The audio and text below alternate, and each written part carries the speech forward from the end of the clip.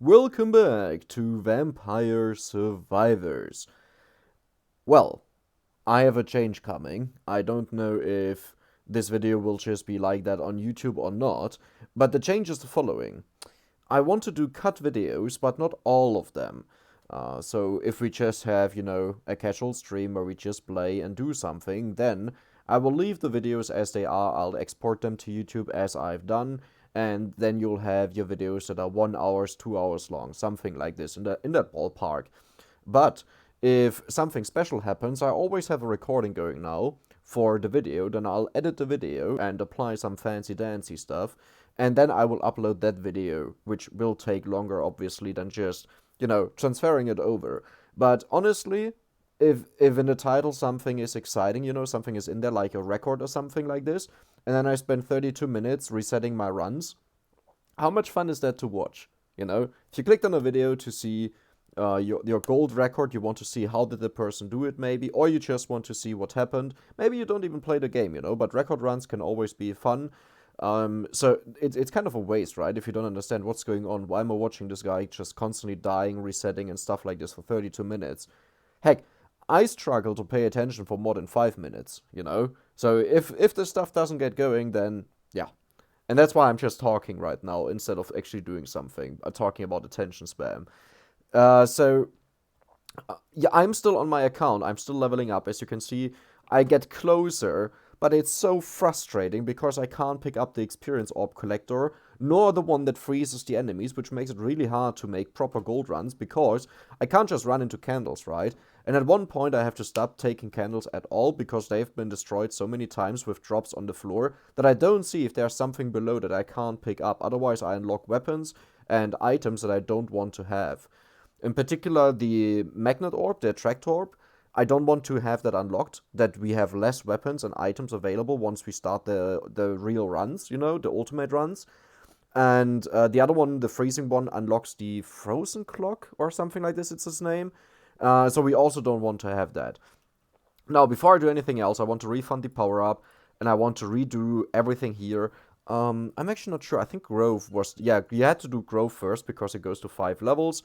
After Grove, you do cooldown, and then we will do armor, and I will do luck. And then I think... Oh, I'm wondering... I don't know how much greed costs is the problem. Greed is like one of the few, one of the few that you upgrade last. But I'm not sure how low I should go.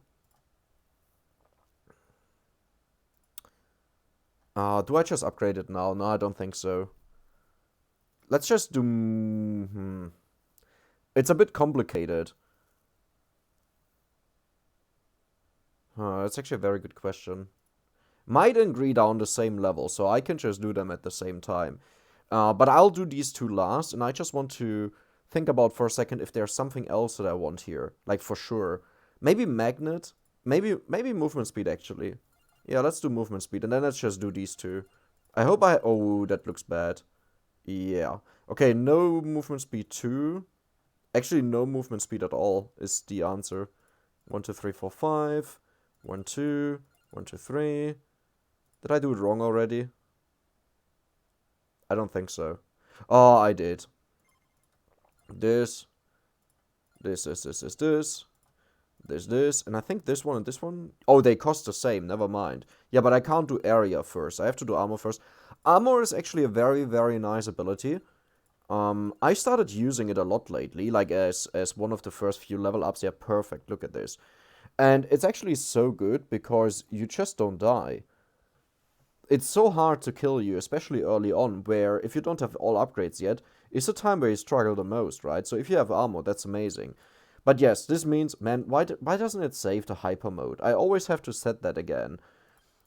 But regardless, the armor is amazing because it... Wow, that's horrible. Because it makes it easier to win runs. Like, to not die because of stupid mistakes, or simply because enemies actually deal a lot of damage if you don't have armor.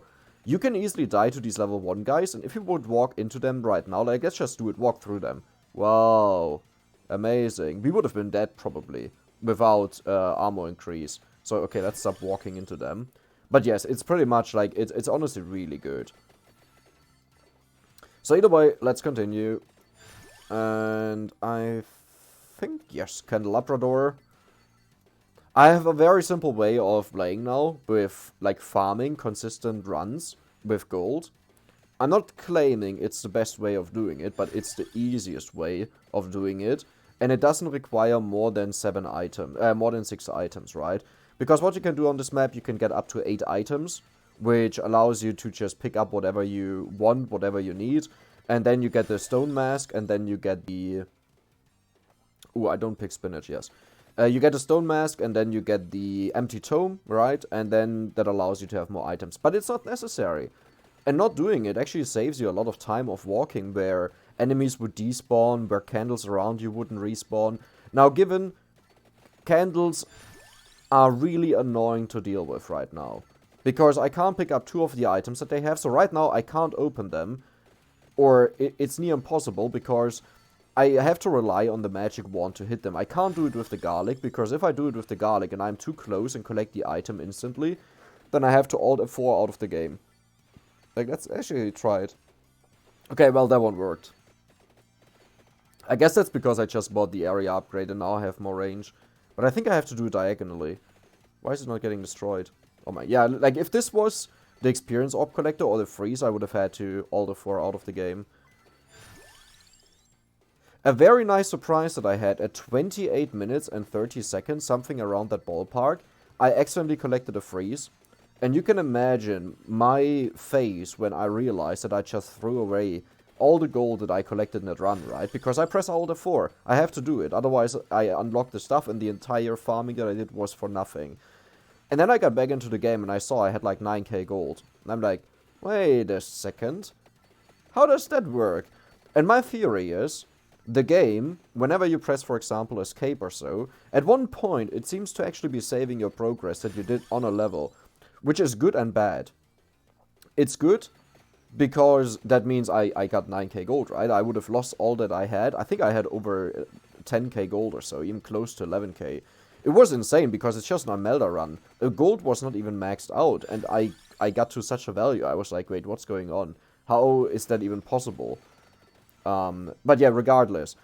The bad part would be if you kept playing for whatever reason, I don't even know which reason, but it then just saves and you expect the Alt F4 to reset everything, but then it doesn't, right?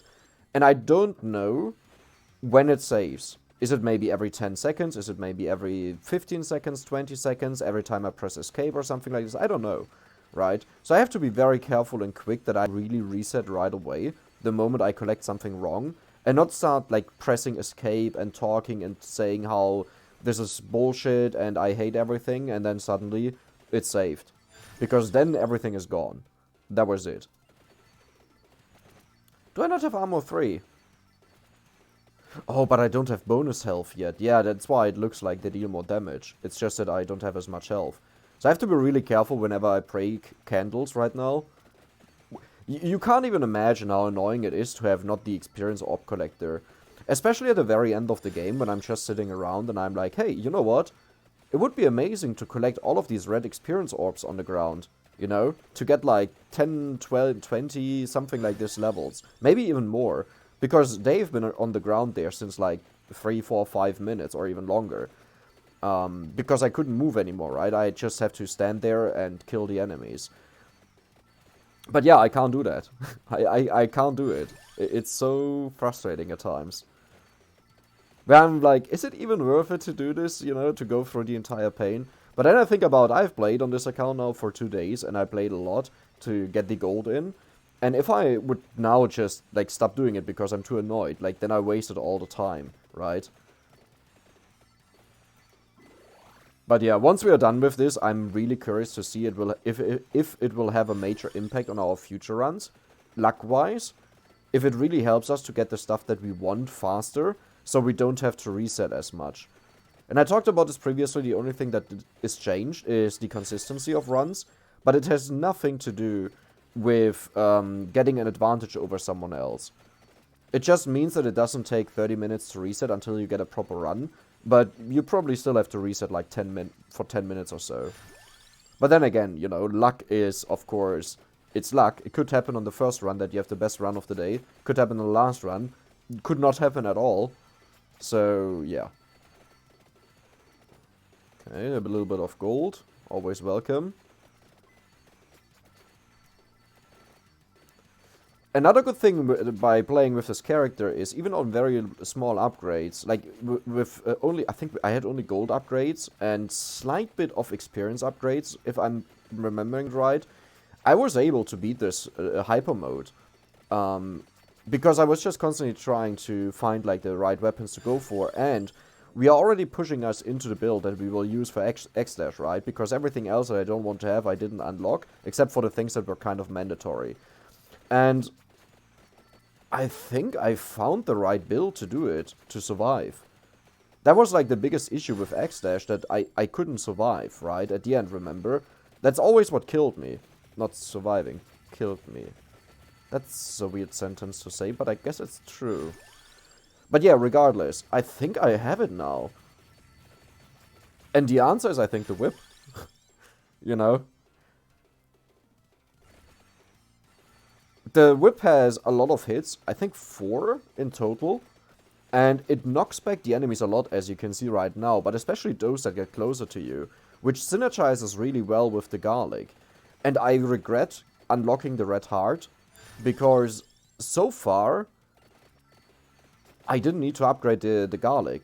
I don't really know what the upgraded garlic changes, but it doesn't seem to change anything about knockback, and that's the only thing I care about, why I picked garlic, to have higher knockback, that the enemies don't get to me. So yeah, I mean, I'll try it with the whip, and I will definitely replace the Hellfire with it, but I'll take a look at my build again and just confirm whatever I want to go for. I have to keep in mind that just because it works on this hero doesn't mean it will work on X-Dash, because X-Dash has a lot of penalties, right, that make weapons a lot worse.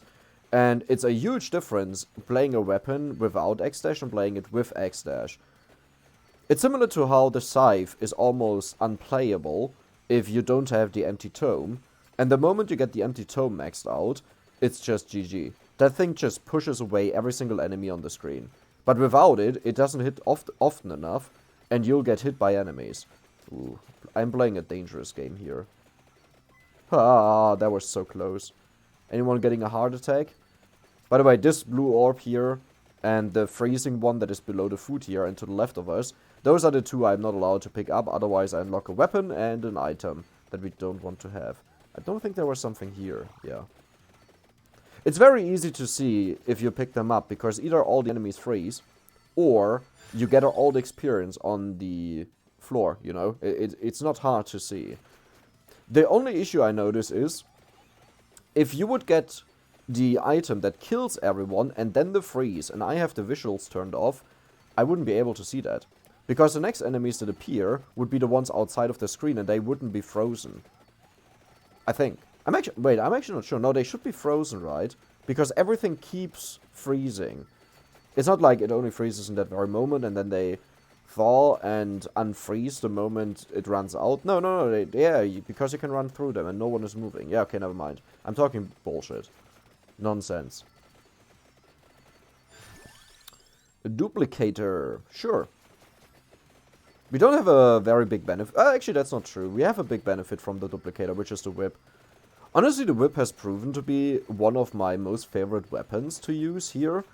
Because, yes, its potential is very low. As in, again, compared to all the other weapons. But that's only the case when you have maxed out stats and you have no penalties. Ooh, is that a clock behind the food? I'm not gonna risk it. But yeah, that's when you have everything maxed out, no penalties. But if you don't have that, then you have to rely more on crowd control, right? Slows, pushback, stuff like this. Is there even a slow in the game? The garlic might slow enemy. No, I don't think it is. I don't think there's a slow in the game. There's a freeze, yes, but I don't think there's a slow.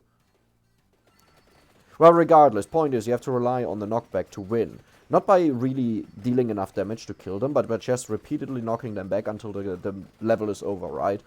And the whip does an amazing job with that. Believe it or not.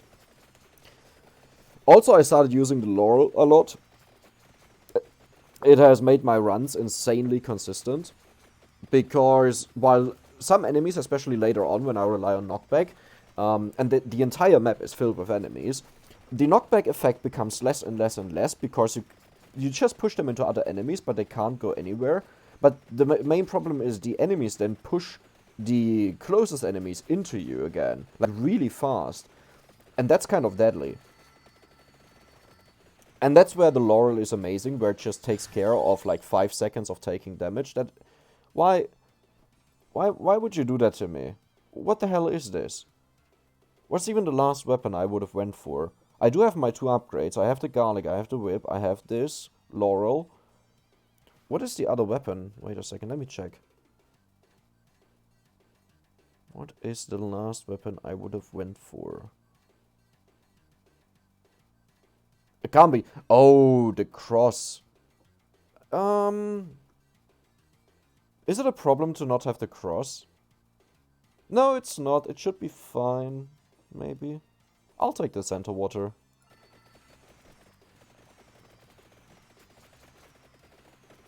Ooh. I'm actually not totally sure right now if it's fine. I don't think actually it's fine. Because we lose a lot of DPS close to us. So I will do something else. I'll do the same story that I did in the past, where I walk to the left. What the hell just happened? Where did I get all of the experience there from? What? Okay, I mean, sure. I'm not complaining. Huh? Walking to the left. It's 10 minutes already. What am I saying? That's a bit too late. I mean, we can still do it, but it's just a bit too late. Oh, nice. I don't even have to come back because we just got gold 5 and luck 5. That's the highest you can get. Also, another thing. When I restart, like, did all of these runs, right, and had so many levels breezing through, and yeah, well, a lot of, like, different scenarios in the game, I noticed how frequent it was that I was able to upgrade 2 weapons, 1 weapon, 2 weapons, you know, stuff like this. At max it was 2 weapons. And I picked up a chest, and twice in a single run it didn't upgrade. And one was like 5 minutes after getting the items. And sometimes it's just like right after leveling up, I walk onto a chest like 2 seconds later, doesn't do the upgrade. I'm like, what's going on? I don't understand this. Like, why does it sometimes work and sometimes it doesn't? It's like in the 13k gold record run that I uploaded, where it happened. And I'm like, wait, that doesn't make any sense. I have a weapon that should be upgraded. Maybe I even had 2. I'm not sure. And it didn't upgrade it. And I think it was a real boss, right? Because they are bats. Bats are not considered bosses as far as I know. They only have a chance to drop a chest. And otherwise they would just drop these little red experience orbs. But yeah, if they drop a chest, it seems like the chests from the bats are not guaranteed to upgrade your weapon. Like, I'm pretty sure I upgraded my weapon with bat chests. But also the ones that failed were usually the bats or like the very first 2 enemies that you face on the floor. Here are the 2 stone golems. Like, I think when I kept these and walked back, then they failed to upgrade something, despite me clearly having everything to upgrade the stuff. But yeah, so I didn't plan to walk over and collect the empty tome, but I think I'm forced to take it. And then get the spinach, right? Otherwise I would have just picked the empty tome by leveling up. But I think I have to take it because without the Heaven Sword, I'm lacking too much damage. Dude, what's going on with the attractor orbs? Or attract orbs?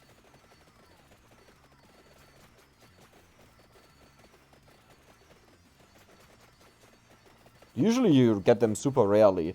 And for some reason I feel like you get like 20 per round.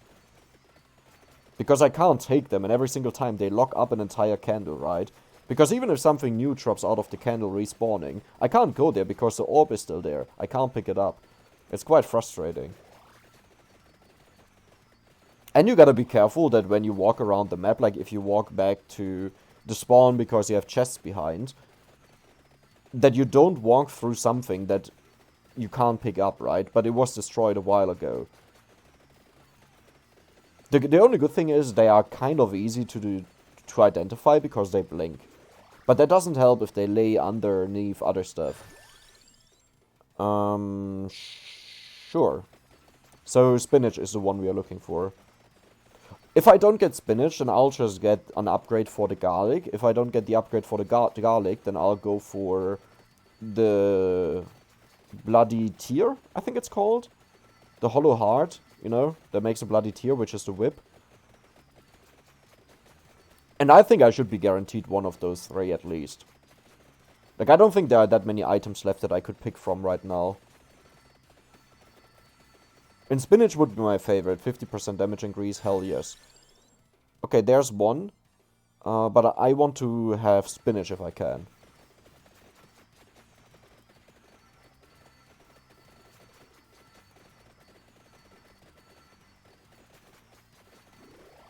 And I always pick up the food that I see. Because I don't want to have the food on the ground and then something new spawns underneath of the food. And I don't see it. And when I need food, then I run into it. Instead, I'll see if something is there. And if I take damage, yeah, then just get a new food somehow. That's my own problem then. Oh boy, we still have a lot to upgrade. Why am I waiting on this, by the way?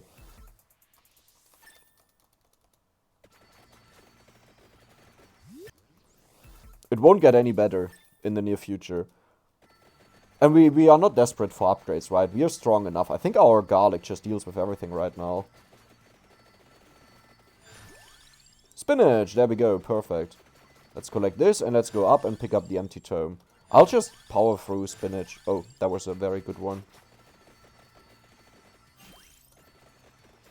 Always slow down when you want to pick up an item on the map. Because sometimes it's just on the lower one. And then you press discard and you're like, thank you. That was very nice. Now I can walk to the next one to the left and find a new one. Yeah, I'm not gonna gamble with that. Ooh, that's gold. Nice. By the way, can you imagine how hard it was to find a clover in the candles? Because the candles eventually get locked up by bad drops, like here. And then I had like also one scenario where it was the biggest insult ever. It was down here, where the 6 candles can spawn down here. And there was like an attractor orb, the freezer, and another attractor orb, and a lot of stuff that I couldn't pick up. So it was a no-go zone. And one of the bosses, right before he got killed, got catapulted down here.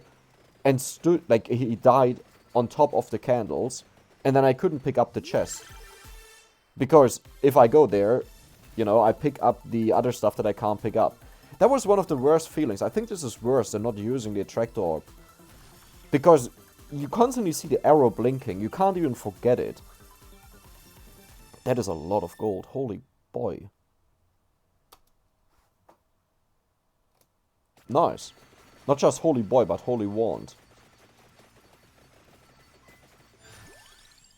Axe, nice. We can upgrade the axe next with the next boss.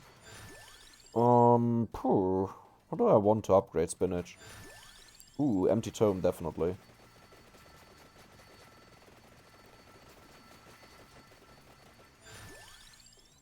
Sure, the whip. Whipperoni. Usually the moment I see a lot of stuff spawn at the ground here that I can't pick up, I just move over one to the left. To the next candle row at the bottom where 6 candles can spawn.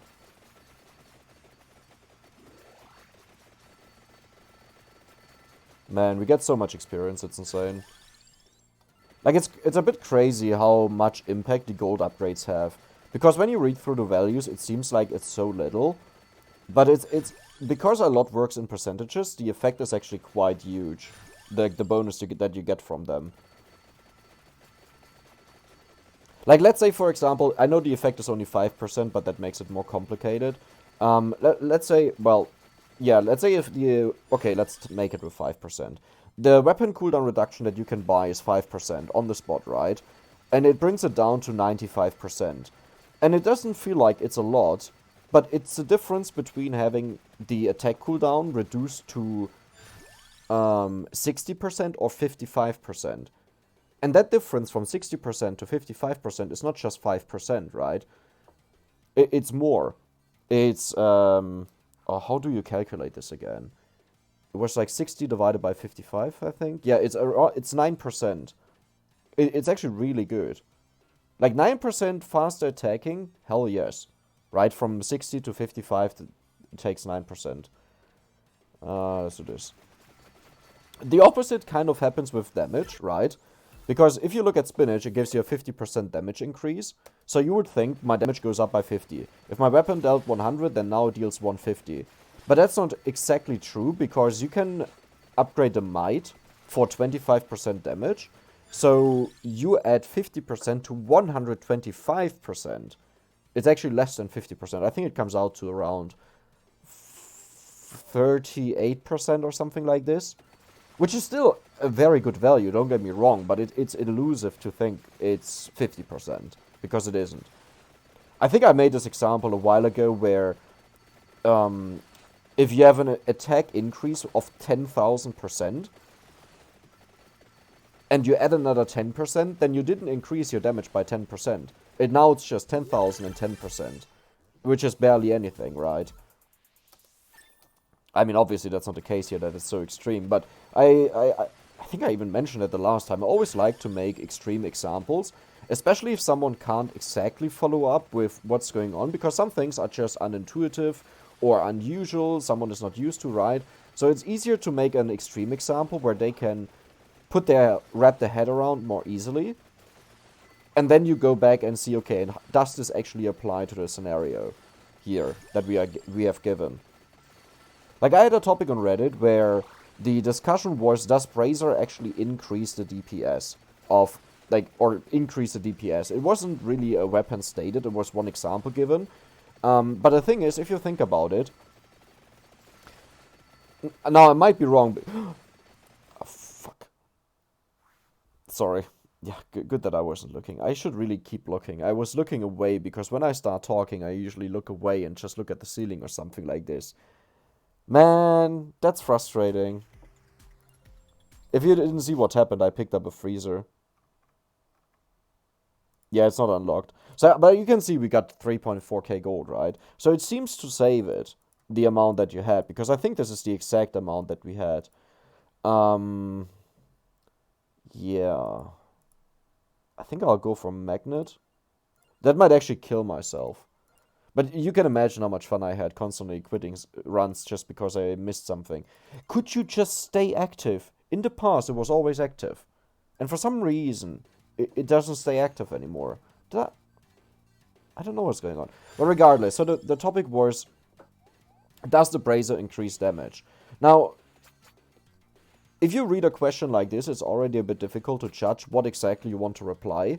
Because technically speaking, you could just say yes if there's a single weapon where the damage is increased by Brazier. So you could just say yes, because the case is true, but that would not cover the full story, especially if the weapon, the only weapon that it buffs up, is absolute garbage, right, and no one would use. I'm making up things right now just to make a point.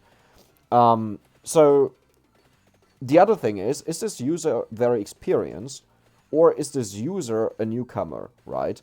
Because, again, if you say yes, and it has valid uses like the Vesper, the Rune Tracer, and the Bone, I think these are the only ones affected by projectile speed, where it increases the damage that they do.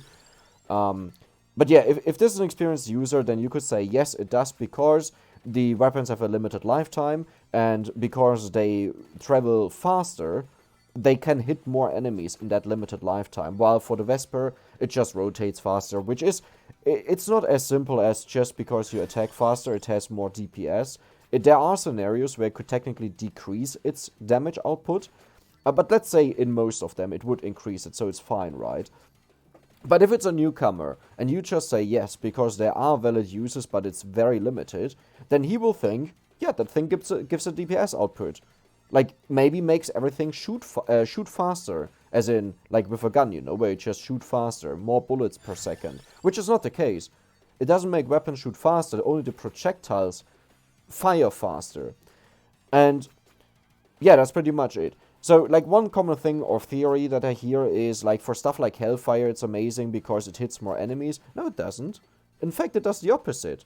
It makes it hit less enemies.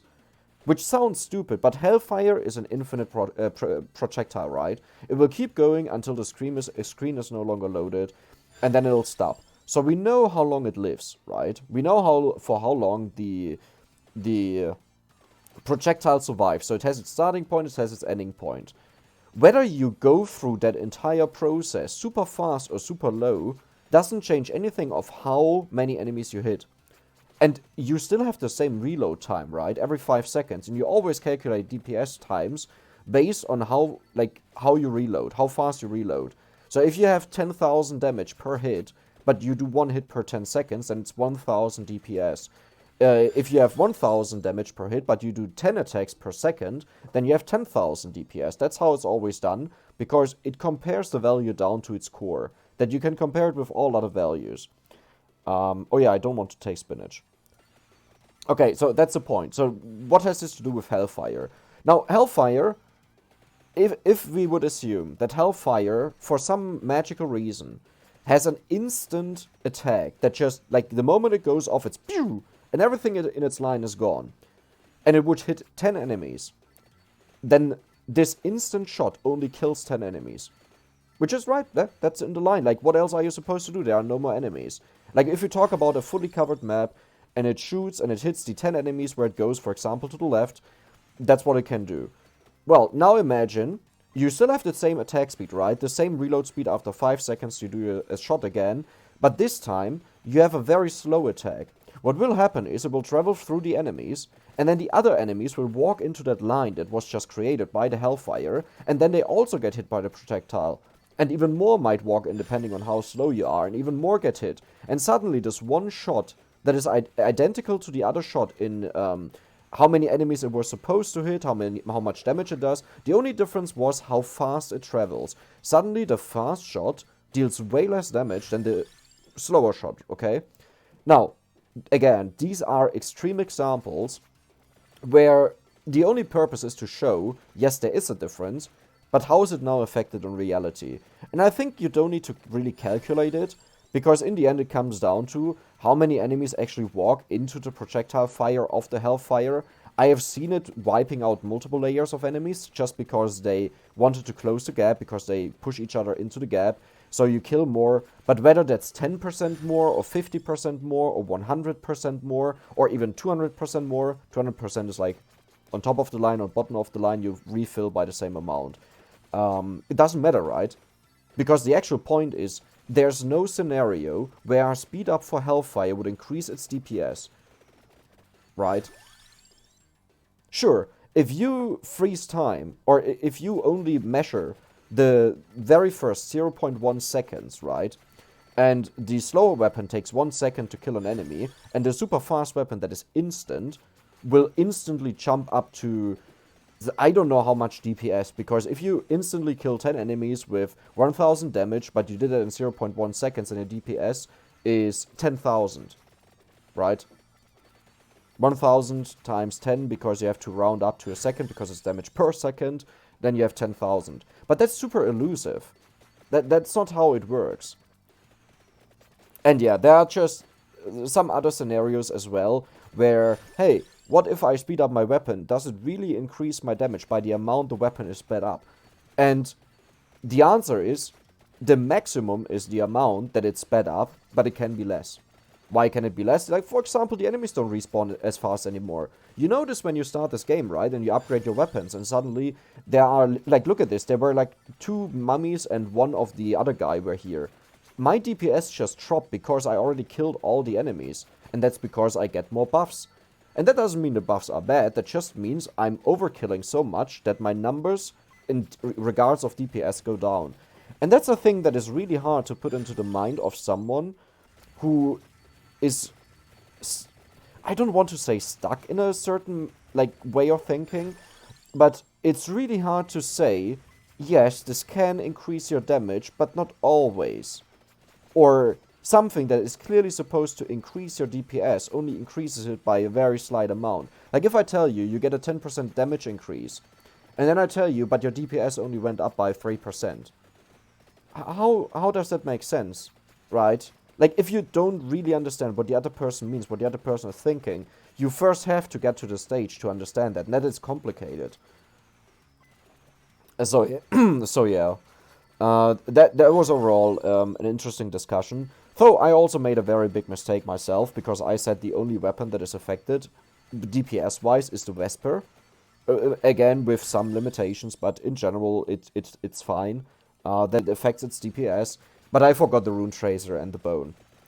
Simply because I never used these weapons. Like, I used them for a while. Rune Tracer was actually one that I wanted to have on X-Run, until I just realized it's just not good enough, because it's not reliable enough. But that's a valid use. Like, if you like to use Rune Tracer for whatever reason, because there are like a bazillion other weapons that are better. Okay, that's exaggerated, right? But if you want to actually talk about how can I maximize my damage in a run that you go as far as considering Bracer that only buffs a minority of weapons, then maybe you shouldn't use it just for weapons that are suboptimal compared to other weapons, right? Like, why would I want to find out the best buffing items if I then go for mediocre weapons? Doesn't make a lot of sense. But yeah, that's pretty much the point. And Bone, of course, because the more you hit, the more it bounces around, and the more enemies it hits. That one is also obvious, but Bone is just... Mortaccio, the hero, Mortaccio, whatever his name is, whatever it's pronounced, I don't care. It's a hero that is fun, because you get so many projectiles. And to be honest, there are so many ways on how you can beat this game that I don't think you have to optimize. The only reason why I say I don't really see the point in going for him is because you can beat this game with almost any hero with barely any upgrades, right? Like, if you know what you're doing, that's easily possible. So why would you go for a hero that then even further increases your damage, which just leads to more overkills, instead of going for a hero that, for example, gives you the most gold? Or that gives you the most comfortable clears?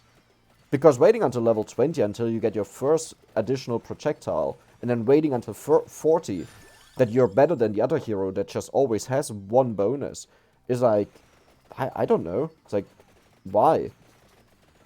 You can, again, like, if you want to do it for fun memes, you know, just for a fun build with as many projectiles as possible, pick all the projectile weapons and just slap the enemies left and right, hey, go for it.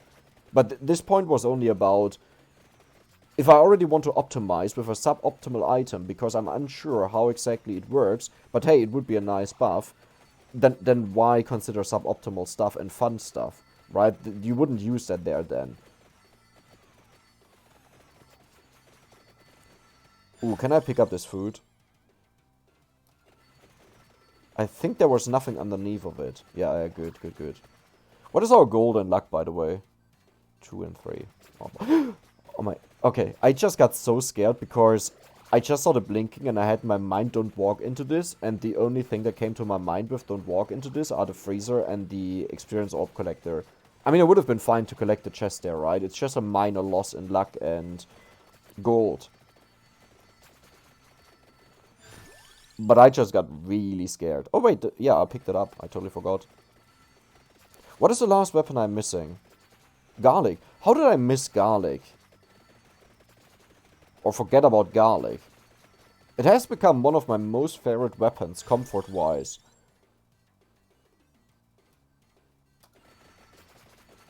Like, as long as you're not upgraded in this game, or especially if you have no upgrades, garlic is so freaking strong to get you to the late stages. And garlic is literally the difference between doing a 200 gold run early on and doing a gold run or a normal run that gives you 3,000, 4,000 gold. That's an insane difference. You can't discredit this. Sure, and like talking about tier list, right? And where I always said, hey, my tier list is my personal experience and how I play the game, and also, not unimportant, where I am currently in the game. Like, because this is something that I see constantly when you talk about tier lists, that someone thinks just because they played a lot in this game, they have the perfect tier list. And that makes it really hard, because someone who just started playing the game and would see that tier list would not only be, like, he couldn't build the stuff because he doesn't have the needed weapons and stuff unlocked. Okay, let's ignore that. Let's think he magically has everything unlocked. But now he goes for the weapons and he constantly dies, right? He always goes for the best picks he can do and he constantly dies. Why? Because he's missing the gold upgrades. That is the main difference. Most of these weapons, to be as strong as they are, require certain upgrades to be that strong, that you survive until then. Because it's just enough to get through the levels and level up and get further upgrades. If you don't have this, then the weapons are honestly sometimes really horrible. As much as I love the magic wand, when I played it without weapon upgrades, it was horrible. Even on level 8, I struggled beating the wave where the... I think the skeleton and the mummy started spawning, or skeleton and ghosts. Because it was just not hitting enough, or not fast enough, and not with enough projectiles, right? Because I didn't have bonus projectile in my gold purchase upgrades. And I'm like, what's going on? And then I started using the whip, and the whip was just slashing through all of the enemies. Didn't matter when, you just needed a minor amount of upgrades, and it would keep slashing through them. Now, it's a given. The whip has one big downside, which is, if you need to walk up and down, or if you can't take on the enemies anymore, the whip hates moving around. It hates, especially because usually you tend to move upwards, because the whip hits upwards, so you move where you can move, right? In all the other places there are enemies. But once you are at the top here, the whip doesn't hit to the bottom. What do you do now? You just die. That's the only downside of the whip, but like that's like the scenario where the whip gets outpowered and you were very, very unlucky with other stuff. Like you might have not gotten garlic to push back the enemies, you haven't gotten the candelabra to have an increased whip size and stuff like this, right? Those are more like outliers, but I was so surprised when I managed to beat the inlaid library on such a low account where the only upgrades I had were gold and I think 3 luck. I think it was 3 luck and the rest was gold. Yeah, we are maxed out, so now I can start collecting the chests. We should get an upgrade here for the Holy Wand.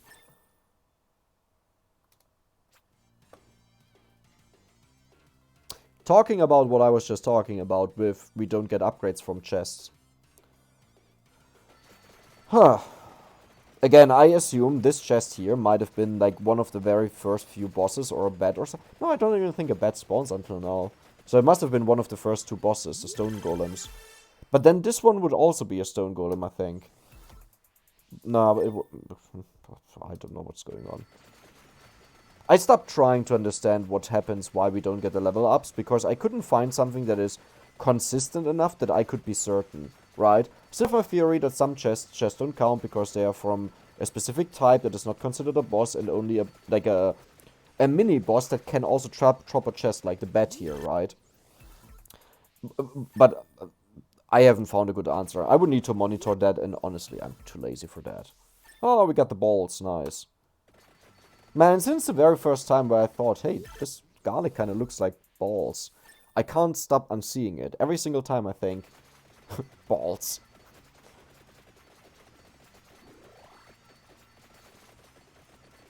Well, now we have the exciting level ahead of us that is kind of hard to defeat, as in it takes so long to kill the enemies and level up.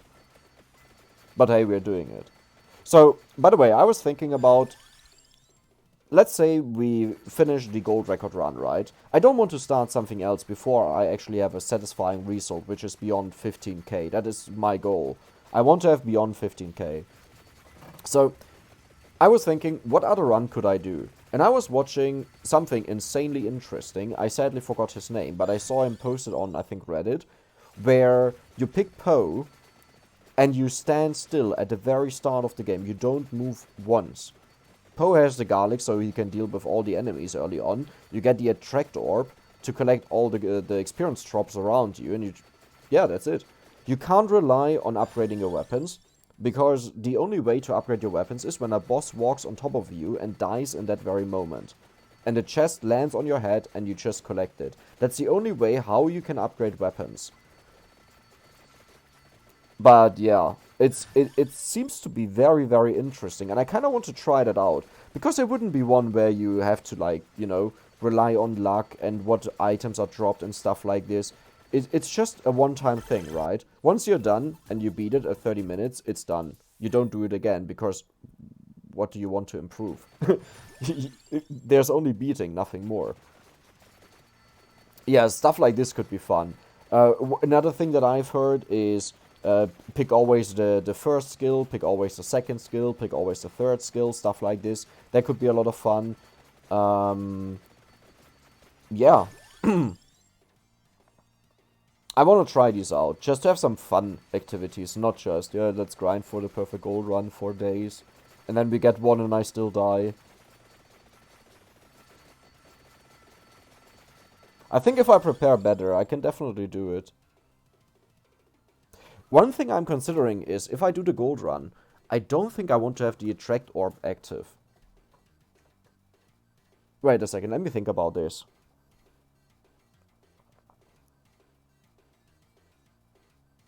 Or does it even matter? I don't think it matters. Nah, I don't think it matters. So the idea was, we need items on the ground to deal with the last two waves. One is an experience collector, just to collect all the experience. The other one is just a freezer, fire, kill everything on your screen, you know, just something to reset the wave that allows us to recharge or kill enemies, push them back, stuff like this, right? I need to have that on the ground. And maybe if I have the attract orb, it might lead to a stupid scenario where I collect something, or I have to walk so far that I die before I get there, right? And without the attract orb upgraded, I'm talking about the gold upgrade, by the way, not the item. Without the gold upgrade, I am able to go to be closer with the item, and not pick it up. Which means I have less travel time. Oh my... No, But I think this should be still fine, right? I think the actual thing what happens is it always records when you pick something up. Yeah, I just remembered. Here, in the collection, it has the items here. Even the freezer that you see here. I guess I never actually collected the experience orb.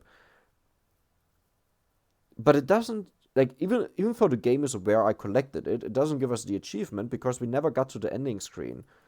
Which might make for a very, very, very interesting strategy where I can use the vacuum, the attractor orb, but I just all therefore out of the game at the end, because it seems to save the gold amount that we got right here. Does that even make sense? No, because we then skip over the gold that we would get. That doesn't make any sense. Why would I ever do that? Do I want to have movement speed? I don't think very well of the projectiles, given the weapons that we have. Like, is there any weapon we have that would benefit from it? Oh, yeah. Oh, how did I forget that? The Heaven Sword. Doesn't the Heaven Sword benefit from projectile speed? No, it... So it's a bit complicated, because weapons can hit the same enemy multiple times, but it's always on a cooldown. A garlic is, I think, one of the only weapons that offer you a way to decrease that cooldown when they can hit an enemy again. I'll show you if we come across it. I don't know how it is for the Heaven Sword. Because if the cooldown is near 0, then you would say it doesn't matter if you speed up the weapon or if you keep it the speed it is, because either it hits the same enemy multiple times or it hits different enemies. But I guess if you hit well, you would still face a cooldown until you reach a new enemy. So, yeah, that's actually a complicated case. Huh. Interesting.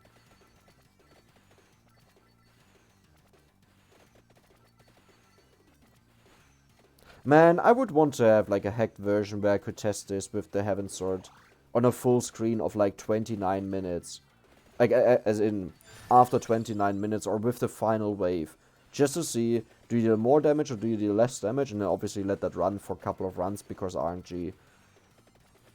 Especially with a weapon like the Heaven Sword that relies on critical strikes. You can have one run with more critical strikes than another one.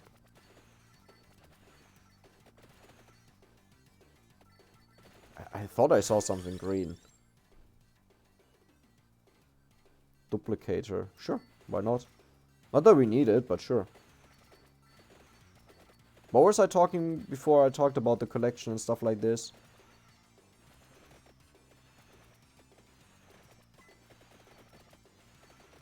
Oh yeah. Other like challenges, sort stuff, or stuff like this. If you have any ideas or if you have any challenges that you would like me to do, just let me know and I'll attempt them. One that I will tell you, please don't ask for that, is the no upgrade challenge. Well, okay, do you know don't upgrade weapon challenge. I think that one is super boring. And I don't think it's difficult. Like, hate me for saying that. But instead of the axe that I usually... In this, we can literally use the build that we have right now. But only instead of the axe, we would go for the Holy Bible. The King Bible. And that would already do it. Like, we wouldn't upgrade the magic wand, obviously. Ooh, but... Oh, is that... Oh, is it a problem if we have the magic wand, but we have the empty tome? No, we just wouldn't collect chests, right? Like, the moment we max out the magic wand, which we do as very last one, we would just stop collecting chests. And then we wouldn't upgrade it anymore. Yeah, that's totally fine. But that's it. We would use the same build. We would go for cross, which has a very decent pushback. Honestly, we could probably go for something else, but I'm 99% sure it would be enough to beat it, so why try to optimize it if it's enough? Unless it's obvious. So, garlic, whip, cross, King Bible, magic wand. Garlic, whip, cross, King Bible, magic wand, and then one more. Oh yeah, the one that makes you immune. The laurel. I always mess that one up. That's it. And that's a run I would do. Now, one run that I'm actually very interested in, that I kind of want to do. No gold upgrades. Get to 30 minutes without having any gold upgrades. And it's actually way harder than you think it is. I died many times simply because I underestimated how much damage the enemies deal to you once you don't have increased health and armor. It's such a huge difference, and that one could actually be fun. Not sure if it would be really fun or if it's just was interesting to attempt, but we did it on the second try thing, you know? Like, no luck, no, nothing. No bonuses at all. That one could be interesting. And maybe you could even restrict. That would probably take it further. Yeah, and then you're also not... Okay, no gold upgrades and no weapon upgrades. Oh, that could actually be very interesting. Just right away to take it to the next level. But I think I would do it in 2 steps, because otherwise you just reduce 2 possible videos that could have been a lot of fun into 1 video that is a lot of fun. Doesn't make a lot of sense. Because there's only so much content that you can do that is still fun, right? Like, how much fun are you having right now watching this video? Not to trash talk what I'm uploading, but like, this is literally what I'm playing and what I'm doing. I can't skip it. So I'm sorry, I'm aware of that. I know it's not as exciting as going for a record attempt or something like this, but yeah.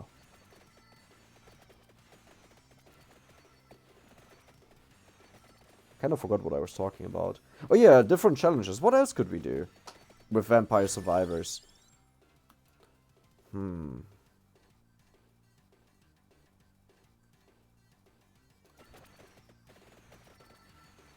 There was one that I read where someone said the challenge should be to hit the lowest level possible and win the game. Personally speaking, I'm not the biggest fan of the idea. The first thing I would do is Mortaccio, right? Mortaccio, whatever his name is. The skeleton. Probably. And then just spam the entire screen with projectiles. That the enemies can't even get close to you, that you don't collect the experience. That would be it, what I would be doing. Because you definitely don't want to go for Imelda, right? She levels up super fast, you don't want that. Mortaccio also has the bone, which is an unupgradable weapon, which I guess can be decent, maybe? You might even need to go for the minimum upgrade stuff in the game. That don't further upgrade, right? Because you want to have the least level possible. But man, that could really be interesting, actually. No, it's not. No. When I think about it, my head is already like, don't do this. That is... No, okay, listen.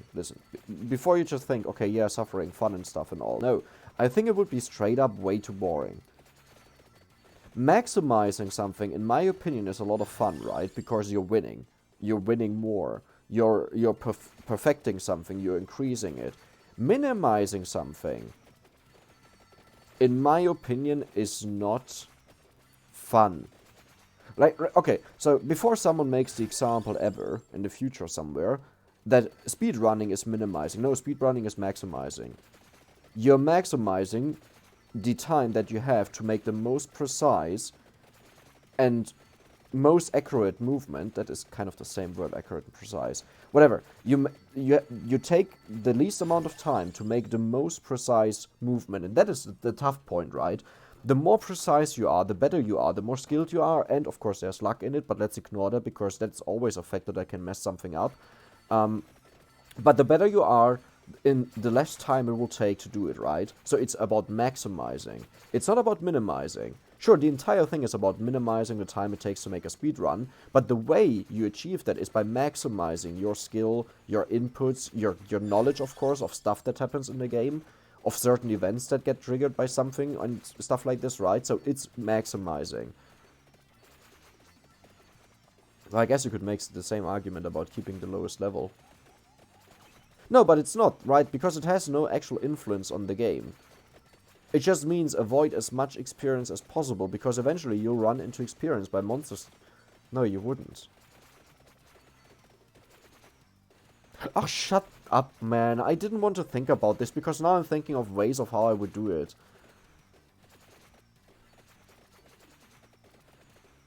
Oh, man, no. I don't... Okay. Why am I even talking about this? No one is talking about this. Okay, let's ignore that we ever talked about this. So, fun challenges, okay? What fun challenges could we do?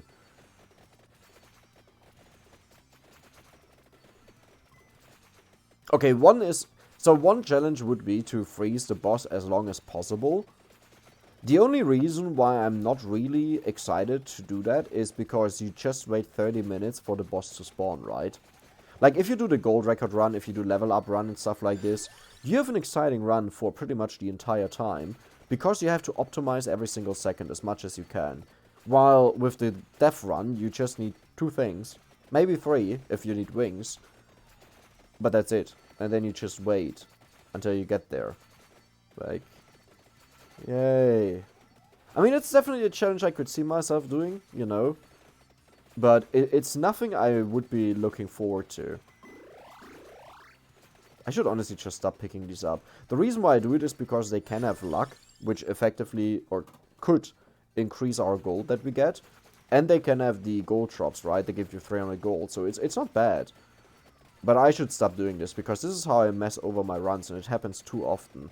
Yeah, let's just stay here. Let's just talk a bit and watch the game play itself.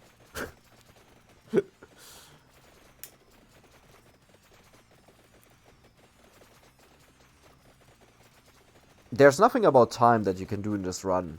Like, you can't do something faster than any other character or so, or do in a certain way. Yeah.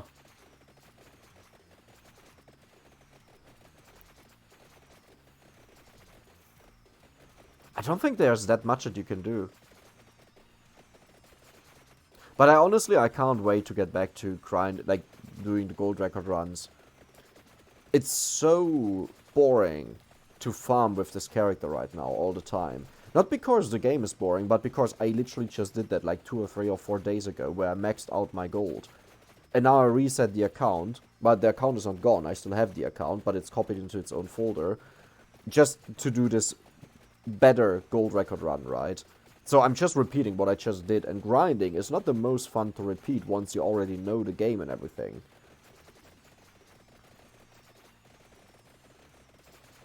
How much gold do we have? 40 and 20 luck. Oh my god, that will take a while.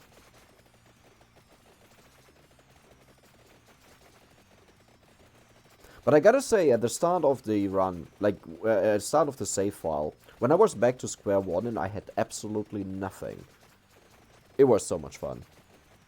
And that's one thing that I mentioned about this game. Let's talk a bit about this game, right? And what I hope from its future. What I hope from its future is two major things. One, Ascension. Almost everyone knows this who played some sort of clicker game. If you get to a certain stage, it unlocks you the Ascension, right? Where, depending on how far you got or whatever you defeated or so, you can ascend. You get upgrade points, similar to how you can buy upgrades for gold. But it will reset the gold upgrades, it will reset your progression, and you get certain points for permanent upgrades. And you could even make this go further, right? After Ascension, you could make even another one. So it's just, it keeps going.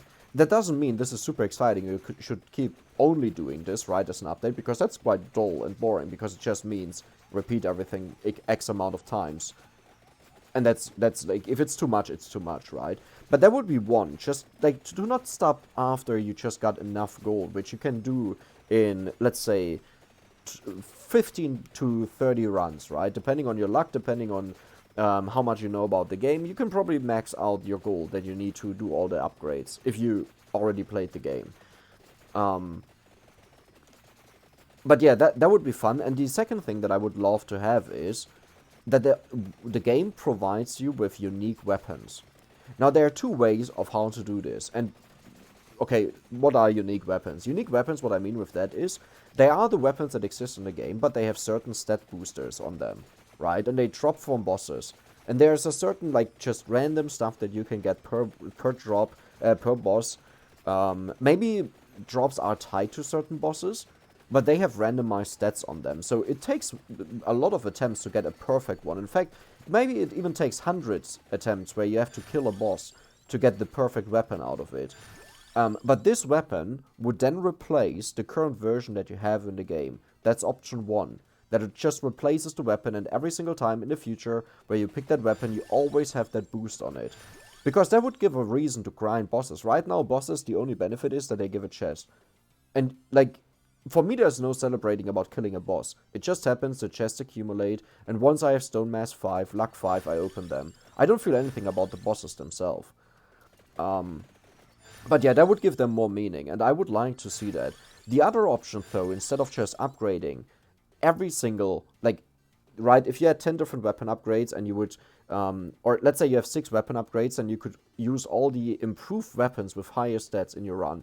The other option is, they are not universally unlocked. They are only unlocked for the associated hero that belongs to them. So, for example, if you get the bone upgrade, it's only for Motachio. If you get the magic wand upgrade, it's only for Imelda. That upgrades her magic wand, but none other. Like, no one else gets the upgrade. And that could make it a lot more fun to have more depth in characters that changes the moment you get these upgrades, right? It's similar to how when you start out the game, Imelda and the attack buffing heroes are rather really good, especially the attack buffing heroes, because they just help you to get through the levels and reach reach minute 30 and get a huge bonus in gold and everything. So their value is insane, but the stronger you get, the more you go over to Imelda, because you can survive without the damage bonus, and you get way more gold because you level up faster, you level up way further in general, and every single time you get a level up later on, if you have all the upgrades, you get 75 gold on max gold. So that's amazing, right? So that's where you do the shift. And this could just bring in way more depth to this, where once you get the upgrades, maybe another hero becomes way better at this scenario. For whatever reason that I don't understand, but maybe just receives plus 100% gold on his weapon. X-Dash, for example. Which doesn't really make sense on Ebony Wings, but if you're tied to the hero, you know, then it makes sense. If it would be untied to the hero, so anyone could use it, then you would just take something that makes sense for the weapon. Like, Ebony Wings could be... Okay, I was actually just thinking about this, and I think what I wouldn't want to see is that something like knives that upgrade with projectile speed, like with bracers, would also get built-in projectile speed, right? Because you kind of already have that with the item, you want something more exciting on it. Even if it's just damage and attack speed and maybe area or something, but I don't want to see the thing that I also use to upgrade the weapon, I think. Or maybe just use it to make the weapon overall better if it actually improves the weapon. I don't know, it's a bit hard to... But those are the two things I would really like to see from the game in general. Just to have a bit more depth and fun in late game and stuff like this. Endless mode... I'm not sure if that would work in the game, I'm gonna be honest. Because there's Pentagram. The only way to make this work is by having Pentagram deal limited damage. Which would kind of ruin the entire idea, or the entire concept of Pentagram. By the way, I'll cry if I pick something up. Just because I'm greedy. But yeah, wait, didn't we max it out? Yeah, why don't I pick up the chests? So, because the reason why I'm saying this is because... with Pentagram, it doesn't matter how much HP the enemies have, right? So an endless mode has no effect on that. Pentagram will always kill the enemies no matter what their HP is. So the only thing that really matters is, can you survive until Pentagram hits? And yes, you can. Like, I can do your build with 3 weapons that will infinitely push back the enemies. So the other thing that you would need to do in the endless mode is, you would need to decrease the knockback that enemies take from attacks. But then you also gotta ask yourself, how far do you want to go until the game becomes impossible to continue? And that's a bit frustrating, right? It's totally fine if you die because you didn't play optimally or because there's a better way and you improve, and that's a lot of fun. But if the game just forces you to quit in a mode that is supposed to be endless, that's not good. The way death here finishes your run, I like that. Because it sets a limit to the entire runtime. And you just can't keep going and going and going. I think that's a very good way of ending it. If you don't want to have it endless. But if you want to have it endless, then, well... whew. I don't know. Well, I guess every single game where there is an endless mode, it just eventually reaches a stage where you can't possibly beat the enemies anymore. But what I'm saying is, I don't see that happening with Pentagram unless you decrease the amount of knockbacks enemy take. Yeah. And then everyone using that build would die exactly at the same amount of time. It doesn't matter if you walk around, it doesn't matter if you do whatever, they would just die. Actually, I guess it would also take a lot of planning, right? Because what you would do is, you would break a lot of candles on the floor, as many as you can to get the freezing thing and the kill everything on the screen thing. Probably rather the freezing thing, because killing... yeah, for a split second everything is gone and a second later you die, right? So you would want the freezing. And then you need a new freezing thing on the floor from another candle that you prepared. That is around 5 seconds away or however long it freezes. I think it freezes for 3 seconds, 5 seconds, something like this, right? So you would need to have the next one on the floor. That would actually be quite interesting, right? Because then it depends how much luck did you have to get them on the floor. And... the moment they get too strong that you can't kill them anymore, you just start running to the first one, to the second one, third one, because you don't take damage if you walk through frozen enemies. No, that could actually be a lot of fun. Yeah, definitely. Huh. Who would have thought?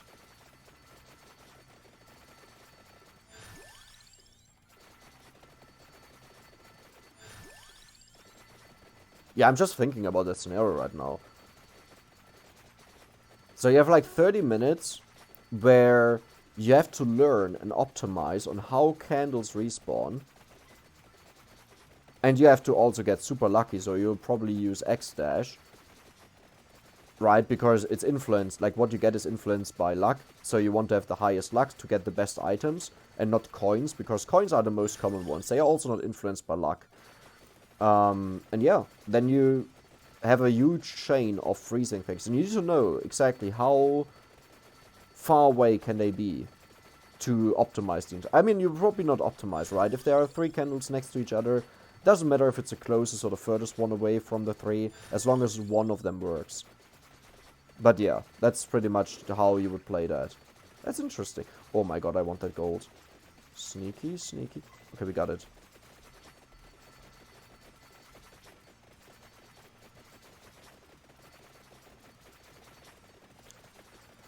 And one thing I also want to do, I think I mentioned this, oh no.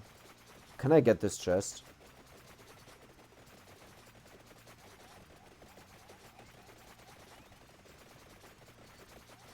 No, I can't. That sucks. I didn't pay attention. I also didn't think she would die there. I'm not gonna risk it, because I'm risking thousands of gold just to get one chest. Because if we have to end the run at this moment, then yeah, I'm losing a lot of gold. So let's walk away from these damaged thingies here, from this cursed area. Let's go over here. That's what I meant. Like, if one area is just too consumed by bad upgrades, then I just walk over, and this is like the same area that we were just in. Over there to the top are the candles that usually spawn. To the bottom left here are the other candles that spawn. Now we just have to wait until they spawn again, which can take a bit.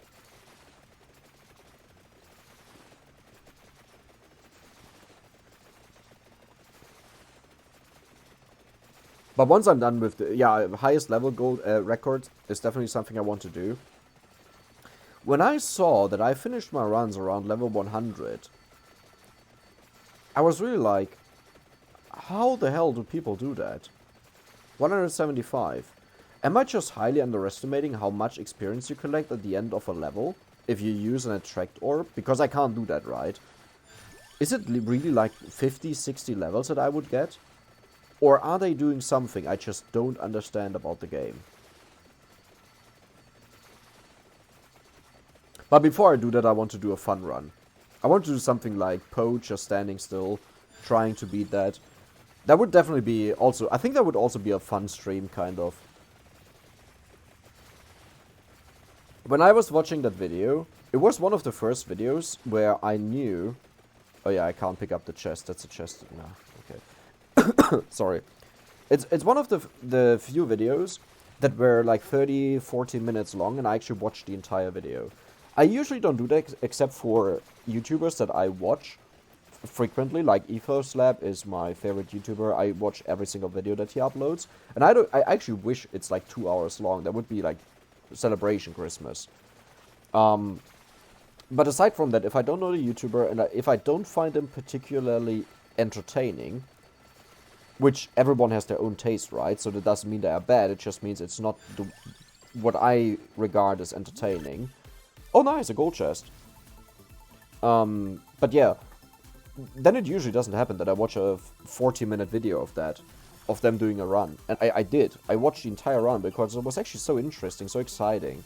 Like, the moment you saw him getting hit by enemies, you were like, oh my god, will you die here? Like, despite me knowing that he obviously won't die, because the reason why I posted that video was because he managed to win, right? So I knew he won't die, but it was so exciting to watch that. So I definitely want to do that, because that also must be that must be even worse if you're the one playing in that moment. And all of a sudden you see your shield going from yellow to blue, or to green to blue, and disappear, and you start taking damage, and you're just begging for the next level up to get the floor chicken here. It's like, that must be something else.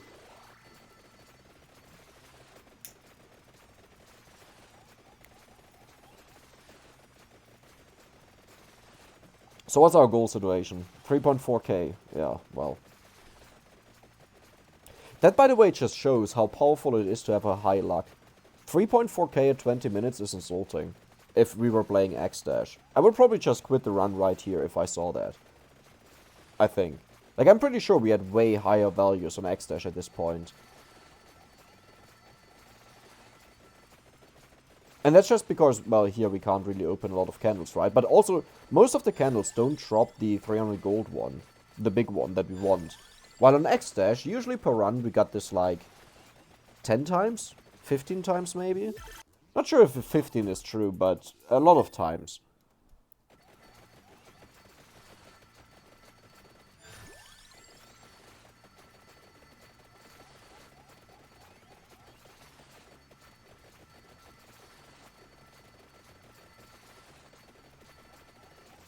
Alright, 21 minutes. I wish there was a... I wish there was a faster version of this game. We are playing hyper mode, I know, but the run still takes 30 minutes. And 30 minutes is a lot of time for a single run. Right? Like, if there was a mode that doubles the speed again, but also halves the time it takes to finish the run. That would be a lot more interesting. For me. Okay, but... Ooh, that was close. I shouldn't... I should be a bit careful with what I say there, because I'm in a... No, I think people would generally enjoy that. Why is my picking up range so high? I shouldn't have picked that one up there. No, I'm a bit careful because I replayed the entire game, right? I reset after I just got all the upgrades and... Well, okay, I had a couple 10k gold, but still... It was not too long after I got all the gold upgrades. And then I reset, so you can't expect this to be so much fun after you just finish grinding. And then you have to grind again for the same stuff, the exact same stuff, right? If it was something else, I would be totally in for it. Because it's exactly the same stuff, it's like, ugh, get me out of here, please. Just, like, if I could, I would have hacked this in or edited it or so, but I don't know how. But otherwise, I would have done that. And if anyone would have said, oh, you cheated in the gold, like, yeah, I just saved myself, like, 10 hours of playing for that. Or however long it takes. Like, what's the problem? It didn't change anything else about the game. I guess the issue with hacking in or cheating in items is, then you can just say, yeah, well, I went the best route possible and, oh, what just happened? That was a loud sound. Did we just pick up multiple food, I assume? Hopefully. Yeah, they could just say, yeah, I went the best route possible. That would usually take you a ton of resetting and stuff like this. That is near impossible, right? Like, for example, destroy the 20 candles, right? To unlock, I think it was the Hellfire Wand. Which is insanely hard to do, because out of these candles, you need to get 5 chickens to get the garlic, which I deem as mandatory on X-Dash to win. And you need to get the clover, which drops out of the light things at a very, very low chance. So, if you had to do this manually, it would take such an insane amount of time to achieve that. And then you also have to prevent, like, then you have to gold farm and go through that with this restriction of you can't break candles. In fact, I don't even think it's possible, because your weapons would just eventually start hitting candles. You would have to limit yourself to weapons that stay close by and can never hit candles, because eventually you will just get 20. Yeah. No, I feel like there's a scenario where it's possible, but if you don't... Well, yeah, you would get garlic, so you could run garlic only. You would get spinach, so you can run spinach with it. I think it would be possible, but it would be thousands of hours. Well, maybe not thousands, but hundreds of hours that you have to invest, because you don't get far, so you get very little gold per run. And that just makes it insanely hard. And that's just for having one weapon less in the pool. Which, honestly, one weapon less is a lot. But, like, you have to invest so much time into that. It's like, I don't think so.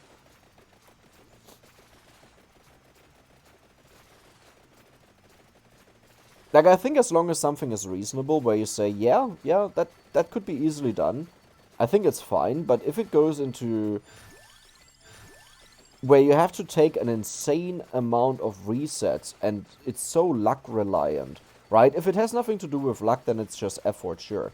If it's luck reliant, then it can take 1 hour, it can take 5 hours, it can take 50 hours. That's something where I'm a bit more like, okay, maybe that takes it a bit too far, you know? Or everyone is allowed to play on that version and you just give it to everyone. But even then, everyone else just has to start after the person already got the record, so it's a bit meh. Okay, if this would happen in reality, I would actually just, I think, not care. Because in the end, all it did was removing one weapon, and that's the only improvement over luck, like, compared to other runs, right? So it's just a minimal improvement. What I was talking about now, or complaining, or, like, arguing, is just the fact of, yeah, because I just, like, you know, cheated in this little thing. No, it's not a little thing, it would be a huge thing.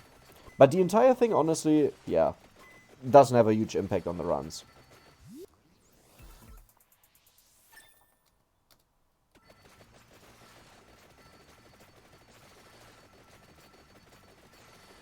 Like even what I'm doing right now, where I think I reduce the amount by 2 weapons and 2 items, but I might be wrong on this.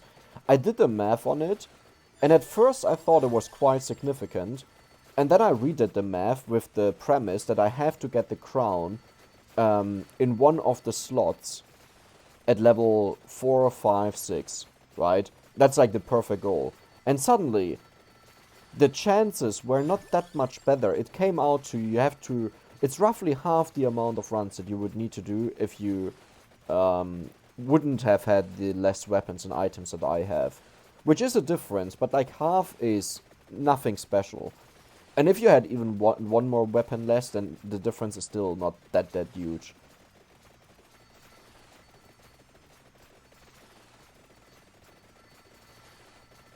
Well, yeah, it's not that, yeah, because you always face the issue, so, I mean, let's look at the minimal case, right? That case is not even possible because the game gives you weapons and items, but let's say you somehow manage to get exactly the weapons and items on a game file, and there are no others, like only the ones you want. You still only have a 3 in 12 chance, once you level up on level 4, to get, or, well, 3 in 12 is 1 in 4, chance to get the crown, right? But I think, and this might be wrong, but the way I observed it, level 4 only has 1 item and 2 weapons. That's how it is. Not sure what happens if you have 4 in total given, but as far as I saw, level 4 always have 1 weapon, 1 item and 2 weapons. So actually it's a 1 in 12 chance that you get the crown there.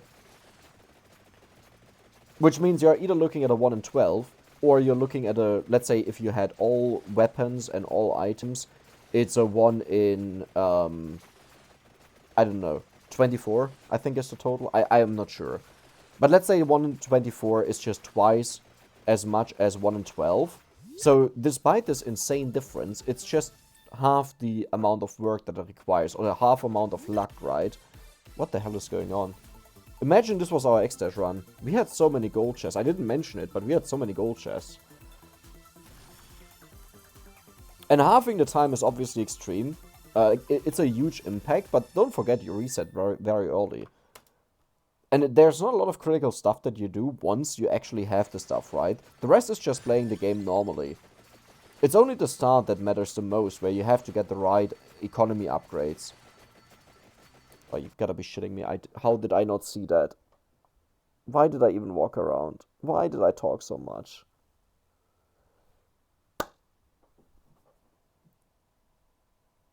Can you understand why I hate this? Like, I'm not saying it's horrible if you would do it. Like, just the way I play, I can't sit still. I can't stand in one single spot and just watch the stuff happen. I get bored. I need to do something. Well, at least we got the 10k gold, right? The moment I realized that you actually get the stuff, I wanted to jump up. That was like the best thing to realize. I think we can do all of the upgrades now. Actually, no, we can't. Okay.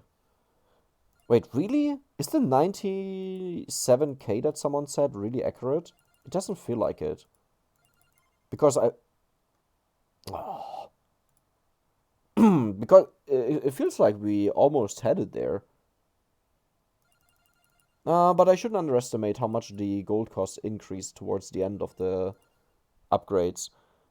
Was luck the right one? Yeah, luck and then armor. And then we go for the next highest one, which is just these 720 ones. I'm actually not sure which way around it's better. Let me check this out for a second. So if we do... Okay, wait, we can actually test this very quickly. Area might is 73160, 73160, 73160, 73160. Aha. That is not the order that is given online, by the way. That is recommended. Because they have might and greed as the last ones. But I think it's because of the amount of upgrades that they have that makes it better this way. Okay, so area is 300.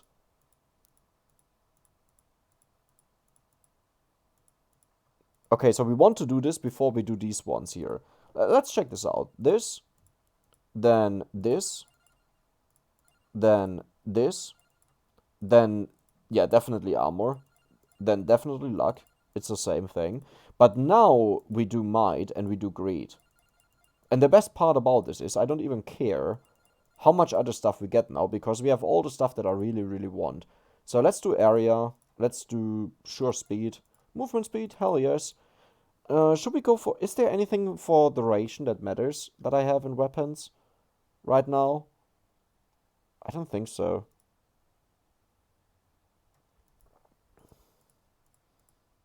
Let's do this and this. Yeah, we are really, really close. Oh boy. There's no way it's 97k. Like, we were at 79k, I think. And I would say another 8k would probably cover these. Maybe 10k. But no way that's 18k that we have to invest here. Okay. Let's can you stop removing this, please? Please.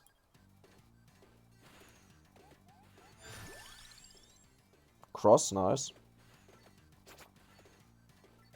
Dude, I'm moving so much faster, holy... Wait. Did I have 2 wings upgrades previously or not? Did I play... Did I... No, I did play on hyper mode, right? There's no way I messed it up and didn't play on hyper mode. But actually, there's a way. Because I have to click it every single time. Like, if I go out now, if I press escape quit, it's gone again.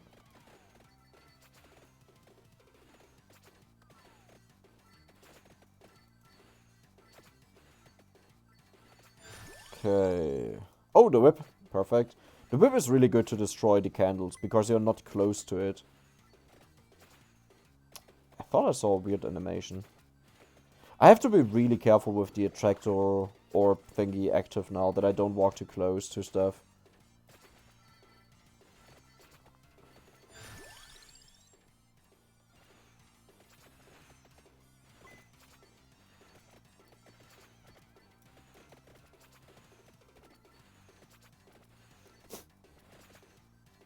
With the whip, it's funny if you... It's insanely hard to do.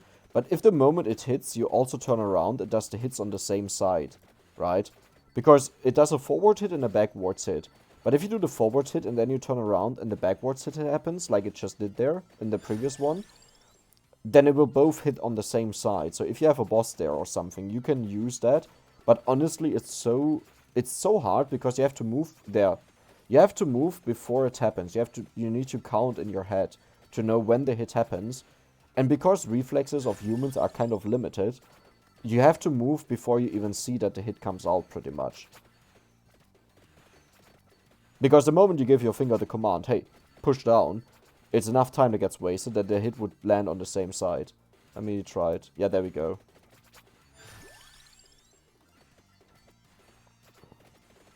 But it's really hard to do. Ah, we did it again. Maybe it's not that hard. Wait, I can use it. Yeah, there we go again. Wow, that's actually not bad. Oh, there we go. That's actually... Okay, maybe it's not as hard as I thought it was. I guess... Well, okay, if you want to hit a specific enemy, because I was just running around, right? But if you want to hit a specific enemy, it's way harder, because you usually can't move around that much. Boy, this attractor orb is really something else. I have to be careful there. But I think this might be the last run. And tomorrow we will start our new improved gold record runs. And I want to see 15k. If I don't see 15k, I won't stop. I will continue for the rest of the year. Hold on, I didn't say that. Don't quote me on that.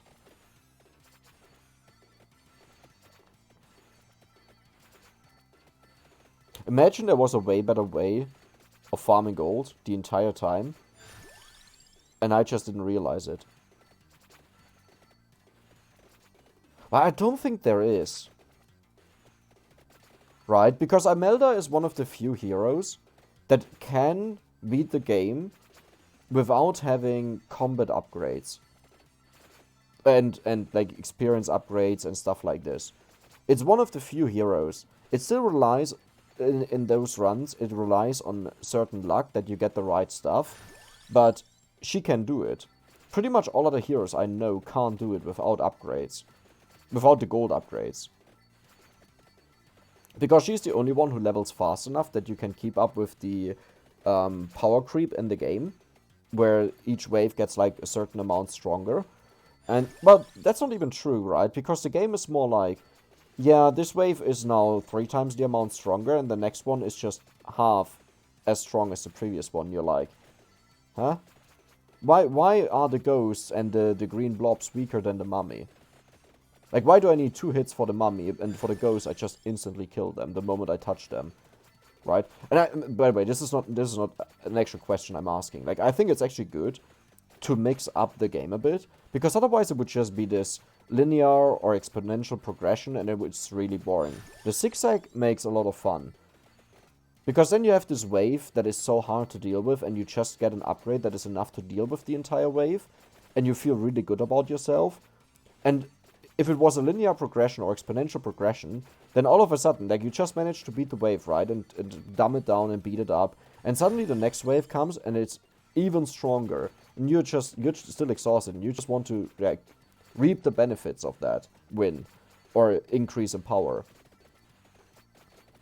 But it doesn't happen then. So I think it's really nice that you just get a relaxing 1 round, and then suddenly it goes back to, yeah, now we are 3 times stronger again as the previous one. So like, oh boy.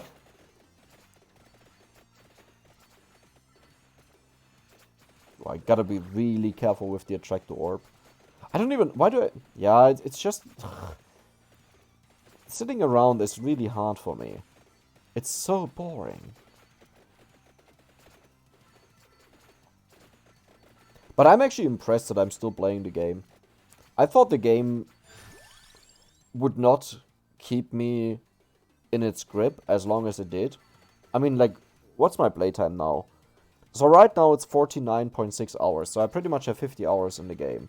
Such a little game. And sure, I wouldn't have that much time if it wasn't for the gold record challenge, right? Because I would have stopped a while ago. And obviously an influence also was the insane success or attention it got on YouTube, on my channel, compared to anything else. Like, literally a single video of Vampire Survivors, if I upload it, has more views than my entire channel combined, prior to that. But the good part about what happened there was, like, I obviously want to do more Vampire Survivors content, right? Because it was popping off. A lot of subscribers decided to stay, and obviously these subscribers want to see more of Vampire Survivors, because that's why they came here. But the perfect thing was, I enjoyed the game so much that I just wanted to keep going.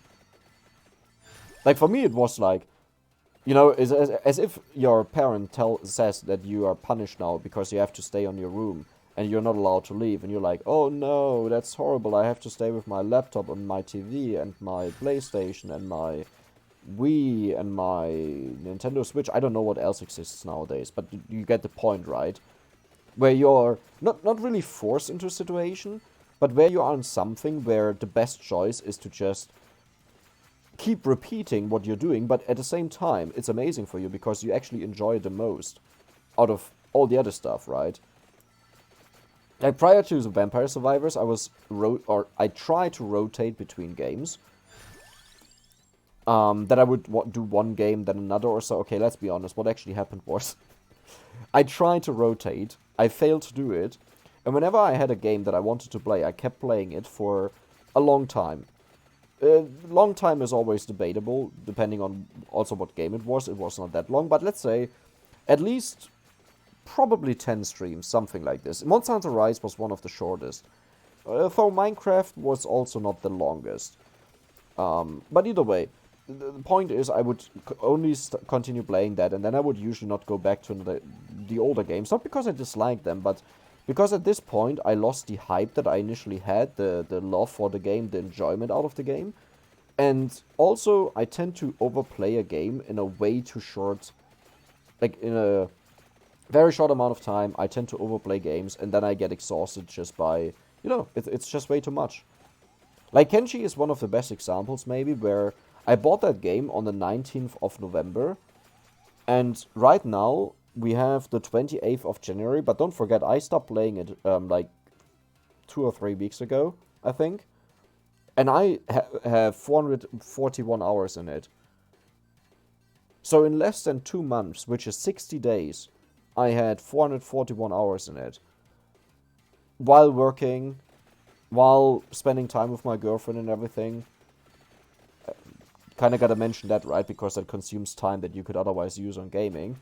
So I'm just mentioning for that, but it just shows for me how how extreme it was, how much Kenshi I played. And at one point, it just becomes way too much, where you get into this, it always keeps increasing, the fun and the excitement and going back to it and everything.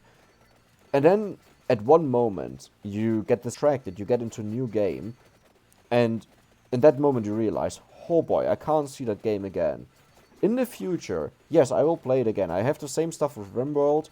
I love RimWorld. When I play RimWorld, I usually play it for 2 or 3 months straight, and I play hundreds of hours in that time. And then, I'm just done. I'm just done for the next 6 months, 7 months, maybe even a year. It's very interesting with games like this. Stardew Valley is also kind of one of them. So for that one, the gap was like 5 years, so it doesn't really count. It wasn't 5 years. It was more like 2 to 3 years on average, yeah. Is there another game?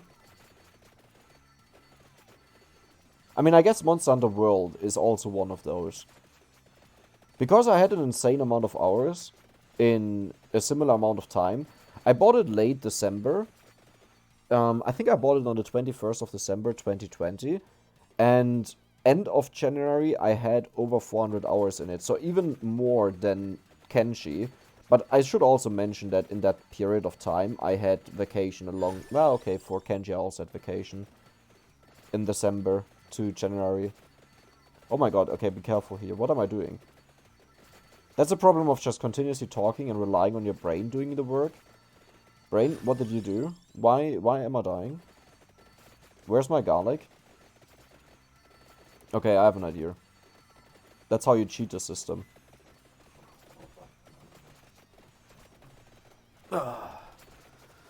Let me check out our upgrades right now. We have maxed out experience, we have maxed out gold, but not maxed out luck, sadly.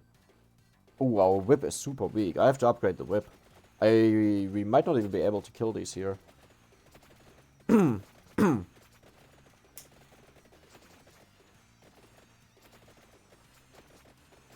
No, it should work.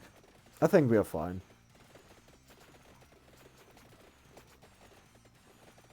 At least the boss is dead. The dangerous part will be when I have to step forward to collect experience, because otherwise the enemies just get stronger and stronger. Which is kinda now. Okay, another level of garlic. That is actually really good.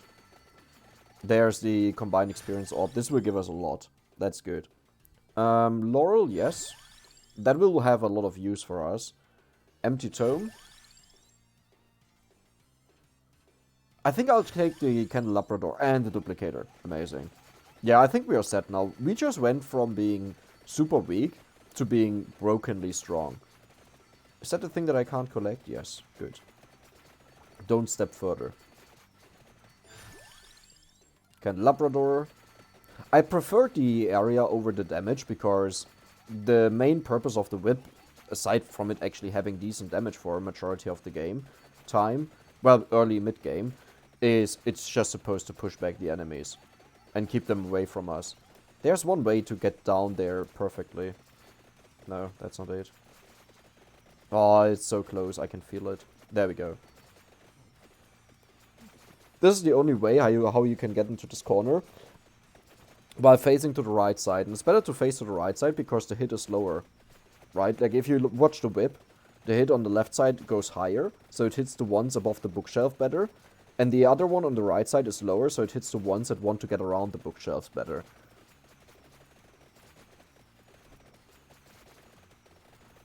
And because the character always walks, like, the character doesn't just turn, they actually want to walk. You can't get into the spot if you do it from the right side and you walk in and turn around.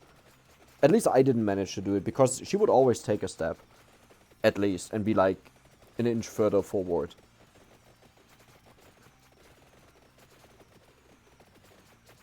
Which is honestly not critical, but it means the whip to the left side, especially if you don't have area boosted up, doesn't hit the enemies as well.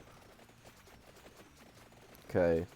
Once these salad heads stop spawning, I'll collect experience, which should be actually any moment now. 5 seconds. I'm pretty sure now new stuff starts spawning. Yep, there we go.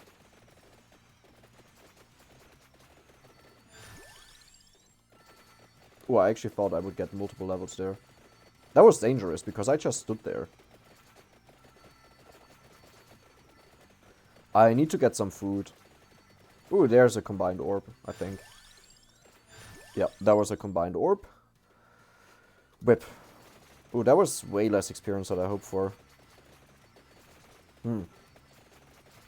I need to find some food. And I'm in a dangerous position here.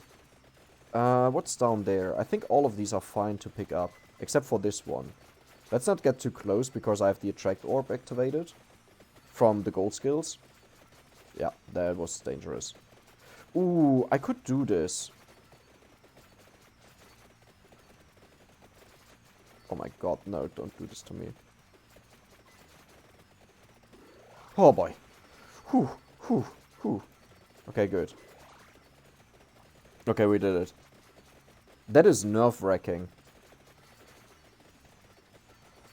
Like, without the attractor orb, I know my range very well. But with the attractor orb, it's so difficult to determine, like, what is exactly my pickup range. With the 15% it gives or something like that. So what is our luck? 3. Meh, we are level 40 right now, so this will take a while to level up, so I'll just AFK over here. Like, do you see that? I can't just get into this corner perfectly. And if you do it like this, come on, just walk a bit further. Man. There we go. That is pretty much the best you can do, to be the furthest backwards.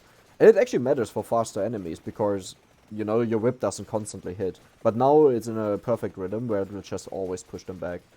A bit further ahead, and the enemies might push themselves into you and hit you.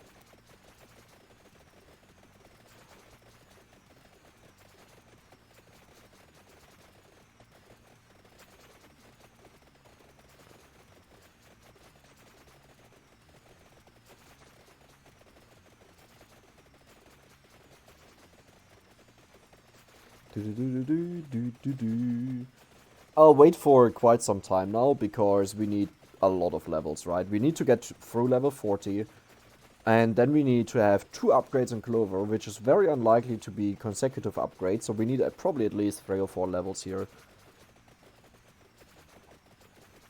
Oh, there's even some food down there. Perfect. And I think with this run we should be maxed out, so in the next stream I will start going back to X-Dash, and I will attempt the gold record runs again. And this time with improved odds, compared to the last time. I still have to figure out a build how to survive with X-Dash.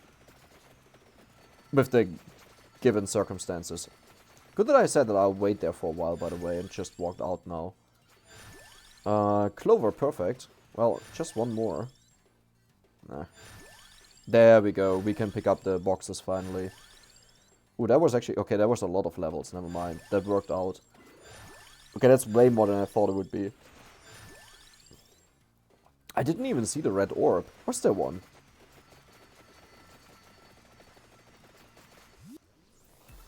Ooh, purple chest as first one. That's a good start.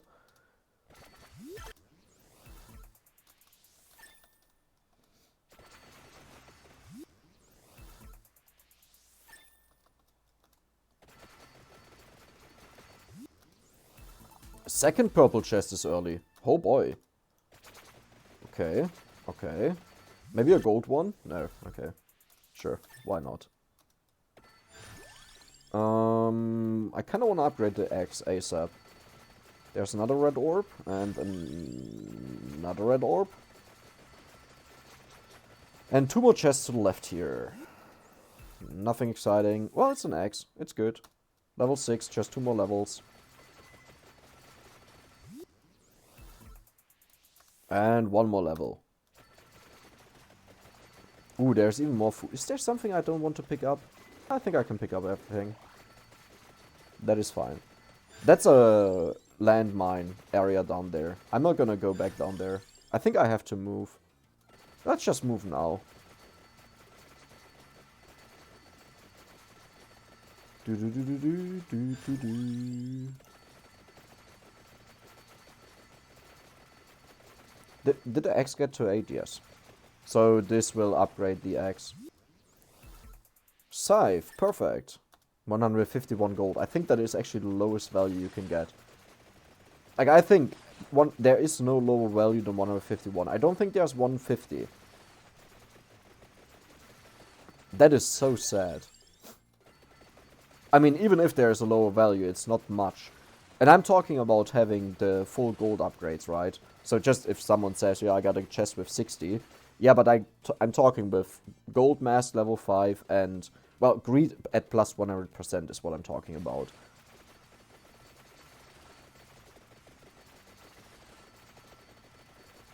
Which has a weird way of, like, happening in the game. But I think it's because of the hyper mode, right? Increasing it times 1.5. So if you got a chest with 60, then it's first plus 100%, so it's 120. And then times 1.5 is 180. Equivalent to what I pick up here. Or anyone else who has 100% greed. I can pick up all of this, I think. Yes, good, good, good. How about I don't lose the run now? How about I just stay within, you know, safe area? I stop picking up anything. Not a purple one, not bad. Wow, 460 gold on a purple one. I think that's... I think, was 500 the highest gold you could get with them? I'm not sure anymore. But there was a lot.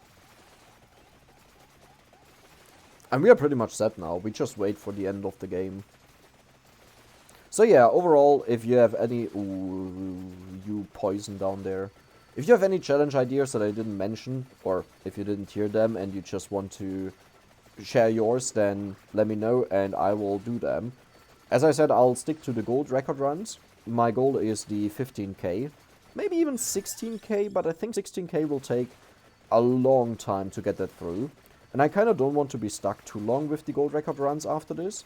Like, sure, I might attempt it in the future again, you know, and then I say last time we beat 15k, now I want to beat 16k. But I think 15k for, you know, the next attempt is fine. Or for the next time we stop then doing it. Especially fun fun challenges I would like to do. That don't take, I don't know, redoing them all the time again and just lowering your time or increasing your gold or lowering your level or increasing your level. Not something like this again, where you just do exactly the same stuff for 100 runs. And just spend half of the time resetting because you need the perfect stuff. The pole one, the pole challenge, where you don't move at all, that's definitely one I think will be a lot of fun. Figuring out how it works. I said I watched a streamer, but I didn't check out what kind of weapons he had. Like, if I would now focus on it, what I watched there, and what he had, then I would be able to remember it. But as long as I don't think about it, I actually don't know what he had. I don't know if this makes any sense. But I think every person knows that, like, you had a case where you had to think about something at first and focus on it to remember what exactly happened, right? But if you just stop yourself from focusing on it, then you don't remember what weapons someone had. Or what happened, in other words. Are you fucking shitting me?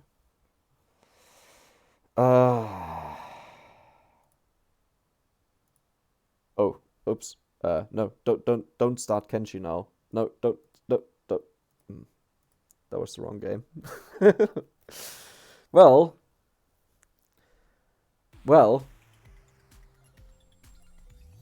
Let's get some more upgrades in, but I'll not continue now. I think... Does it even matter which one I upgrade? I think, yeah, we did the test, right? And this one is faster to upgrade then. But yeah, that was it for today. I hope you enjoyed it. See you the next time, and I will just do some passive playing, before the stream tomorrow. 7 p.m. CET, don't forget it. We will do record run attempts again for gold with better odds where we don't have certain achievements. That's the reason why we do this. We don't have the Rune Tracer, we don't have the Brazier, we don't have the Ebony Wings, we don't have the Spellbinder, we don't have the Attractor Orb, and we don't have the Clock Lancet. I think that's also it. How did I not kill 3,000 skeletons? I think they are only the ones that spawn the forest, right? But yeah, that's pretty much it.